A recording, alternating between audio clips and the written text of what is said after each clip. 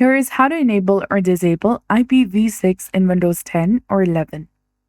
So first of all, click on the search icon in the bottom left corner of your screen and then type in Control Panel. Now find Network and Sharing Center and then open it. Here you will see your connection type. If you're using the Wi-Fi, you'll see the Wi-Fi option, and if you're using the Ethernet, you'll see Ethernet.